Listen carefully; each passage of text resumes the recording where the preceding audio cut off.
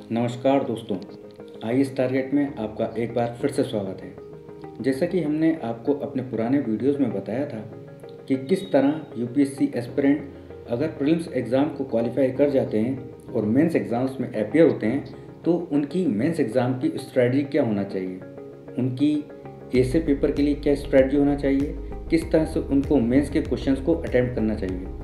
उसी सीरीज़ को आगे बढ़ाते हुए हम आपको अपने इस वीडियो में यूपीएससी के सिलेबस के बारे में बताएंगे। तो दोस्तों, जैसे कि हम लोग सब जानते हैं कि यूपीएससी का एग्ज़ाम 3 स्टेजेस में होता है। जो पहली स्टेज होती है वो है आईएएस प्रीलिम्स एग्ज़ाम्स।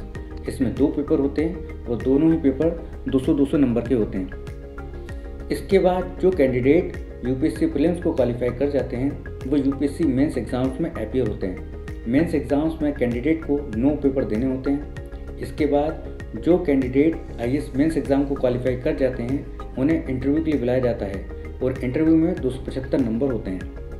अब हम लोग आईएएस प्रीलिम्स के सिलेबस को देख लेते हैं। तो सबसे पहले तो हम पेपर के पैटर्न को देख लेते हैं। जैसा कि हम जानते हैं प्रीलिम्स में 2 पेपर देने होते हैं।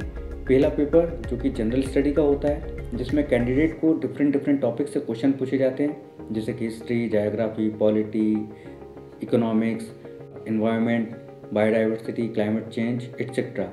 ये जितने भी क्वेश्चन हैं सभी ऑब्जेक्टिव नेचर के होते हैं। इसका मतलब है कि कैंडिडेट को एक आंसर क्वेश्चन दे दिया जाता है, उसके 4 संभावित आंसर होते हैं और कैंडिडेट को उन 4 संभावित आंसर में से कोई एक आंसर चुनना होता है। इसके अलावा कैंडिडेट को पेपर सॉल्व करने के लिए 2 घंटे दिए जाते हैं और कैंडिडेट पेपर 1 में जो भी मार्क्स ऑब्टेन करते हैं उसी मार्क्स के आधार पर कैंडिडेट की मेरिट जो है रैंक बनती है।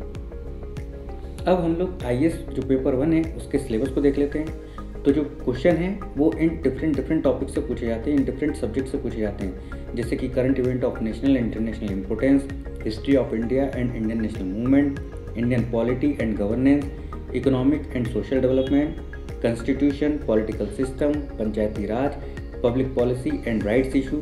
इसके अलावा sustainable development, poverty, inclusion, demographics, social sector initiatives and general issue on environment and ecology, general science, geography, India की ज्योग्राफी और वर्ल्ड की ज्योग्राफी, जैसे कि physical geography, social geography, economic geography, इससे भी क्वेश्चन पूछे जाते हैं। बायोडाइवर्सिटी एंड क्लाइमेट चेंज से क्वेश्चन पूछे जाते हैं।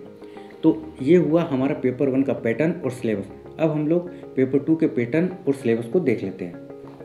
जैसा कि हम जानते हैं कि पेपर 2 भी 200 नंबर का होता है और इसमें जितने भी क्वेश्चंस होते हैं वो ऑब्जेक्टिव नेचर के ही होते हैं और इस पेपर को करने के लिए भी कैंडिडेट को 2 घंटे ही मिलते हैं। इसके अलावा ख़ास बात ये है कि पेपर 2 में जो भी मार्क्स मिलते हैं उससे कैंडिडेट की रैंक डिसाइड नहीं होती है। कैंडिडेट के लिए ये पेपर सिर्फ क्वालिफाइंग नेचर का होता है। इसका मतलब है कि कैंडिडेट को सिर्फ 33% मार्क्स चाहिए।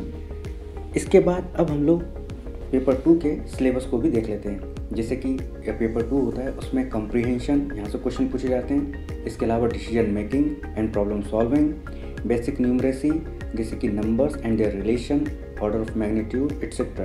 यानी जो क्लास 10th लेवल की मैथ्स है वहाँ से भी क्वेश्चन पूछे जाते हैं पेपर 2 के लिए। इसके अलावा logical reasoning and analytical ability, general mental ability, data interpretation जैसे कि charts, graph, tables, data sufficiency etcetera, यहाँ से भी क्वेश्चन पूछे जाते हैं। तो दोस्तों, जैसे कि अभी हमने यूपीएससी प्रीलिम्स के पेपर 2 के पैटर्न और सिलेबस को देखा, अब कुछ खास बातें जिन पे भी नज़र हमें डालना चाहिए।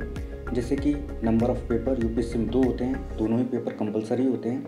इसके अलावा जो क्वेश्चन का टाइप है वो ऑब्जेक्टिव नेचर का होता है। दोनों ही पेपर 200 नंबर के होते हैं। दोनों ही पेपर करने के लिए 2 घंटे का समय दिया जाता है। इसके अलावा नेगेटिव मार्किंग भी होती है यूपीएससी प्रीलिम्स में।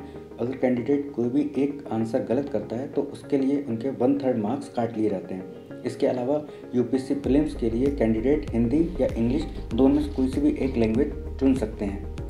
इसके अलावा हम ये देख लेते हैं कि जैसे अभी 2020 का प्रीलिम्स का पेपर हुआ था यूपीएससी का, तो उसमें किस किस सब्जेक्ट से कितने कितने क्वेश्चन पूछे गए थे। इकोनॉमी एंड गवर्नमेंट स्कीम से 23 क्वेश्चन पूछे गए थे। इसके अलावा एनवायरनमेंट से 23 क्वेश्चन पूछे गए थे।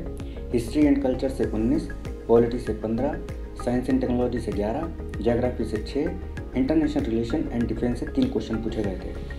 इसके अलावा हमें ये भी देखना होगा कि जब कैंडिडेट यूपीएससी प्रीलिम्स की तैयारी करता है तो उन्हें कौन कौन सी बुक्स पढ़ना चाहिए। अगर हम बात करें हिस्ट्री की तो हिस्ट्री में विपिन चंद्रा की बुक्स पढ़ना चाहिए, इंडिया स्ट्रगल फॉर इंडिपेंडेंस।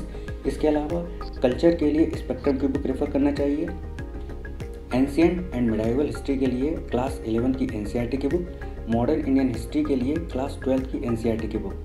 अब हम बात करें ज्योग्राफी के लिए तो ज्योग्राफी के लिए जी.सी. लियोंग की फिजिकल ज्योग्राफी पढ़ना चाहिए। एनसीईआरटी की ओल्ड सिलेबस और न्यू सिलेबस की बुक्स भी कैंडिडेट को पढ़ना चाहिए। अगर हम बात करें तो ओल्ड सिलेबस की क्लास 6 से लेकर क्लास 10 तक की एनसीईआरटी, न्यू सिलेबस की क्लास 11 एंड क्लास 12 की एनसीईआरटी ज्योग्राफी के लिए बेहतर रहेगी। कैंडिडेट को वर्ल्ड एटलस भी देखना चाहिए क्योंकि कुछ क्वेश्चन ऐसे होते हैं जो कि मैप बेस्ड होते हैं, तो अगर हम वर्ल्ड एटलस की तैयारी करते हैं तो कैंडिडेट ज्योग्राफी के मैप बेस्ड क्वेश्चन भी सॉल्व कर सकते हैं। इसके बाद करें पॉलिटी की तो पॉलिटी के लिए एम लक्ष्मीकांत बेहतर बुक है। कैंडिडेट को एनसीईआरटी की क्लास 10 से लेकर क्लास 12 तक की पॉलिटी की बुक भी पढ़ना चाहिए। इकोनॉमिक्स की बात करें तो रमेश सिंह की बुक्स बेस्ट है। इसके अलावा जैन एंड ऑस्ट्री की बुक भी रेफर कर सकते हैं। एनसीईआरटी की क्लास 11 इकोनॉमिक्स की पढ़ना चाहिए। इंटरनेशनल रिलेशन के लिए करंट अफेयर्स और एनसीईआरटी की बुक पढ़ना चाहिए। अब बात करें सीसेट की तो सीसेट के लिए टाटा मैकग्रा हिल्स और अरिहंत की बुक पढ़ सकते हैं। इसके अलावा आर.एस. अग्रवाल की verbal and non verbal reasoning के लिए कैंडिडेट रेफर कर सकते हैं। तो दोस्तों यहाँ पे हमने देखा यूपीएससी प्रीलिम्स के सिलेबस के बारे में, पेपर 1 और पेपर 2 के बारे में। उम्मीद करते हैं आपको हमारा ये वीडियो पसंद आया होगा। अगर आपको हमारा वीडियो पसंद आया तो प्लीज़ इसे लाइक कीजिए, शेयर कीजिए और सब्सक्राइब कीजिए। अगर आपको और कोई भी डाउट्स हो तो प्लीज़ हमें कमेंट करिए। हम आपके लिए नया वीडियो इसी तरह लाते रहेंगे। अगले वीडियो में हम मिलते हैं।